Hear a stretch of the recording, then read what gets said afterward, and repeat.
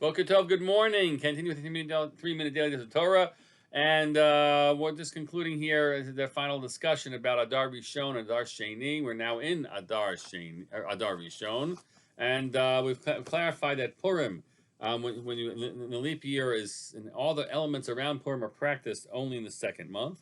But what do we do about other things? Like, how do you handle questions such as births?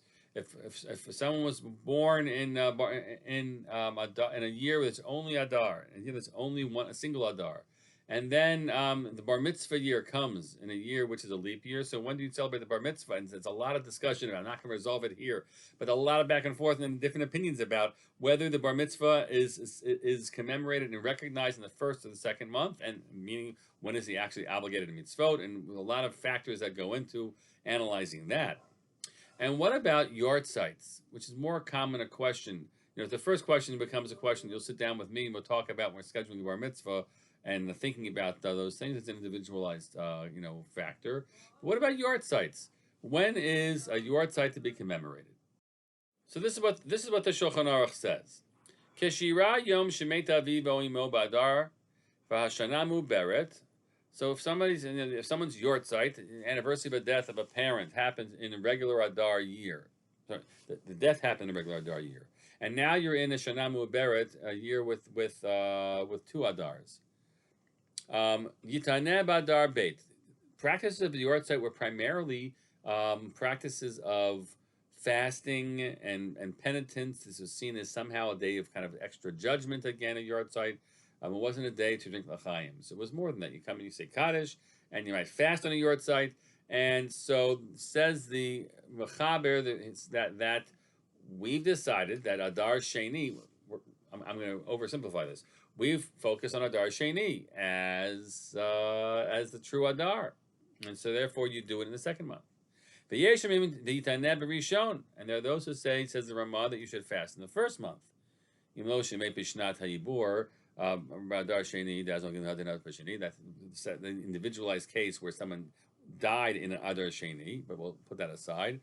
But the second opinion Ramah says is that no, the first month is Adar, not the second one. And that's, we scratching our heads. We've already clarified that Purim isn't celebrated in the first month. So why should the Yahrtzeit be commemorated in the first month? And that's where you're sort of recognizing, right, there's a specific reason why Purim was pushed off, because we want Purim to fall out in the month closest to Pesach. But for other things, we might not conclude that. We might conclude that the first month is the true Adar for other elements. Says the Ramah, the minhag is to indeed treat the first month as the day when you fast for your Yahrtzeit. Mihu yesh machmirin lihitanot b'shnehem, says the Ramah. There are those who, in the end, are stringent to do both. And here you have a whole interesting set of conversations about, is it really the case that one's the true Adar Mazad, or is it an Adar? Is there like a month, is Adar 1, Adar, like month 12A, and Adar Sheni is month 12B? All these intriguing discussions.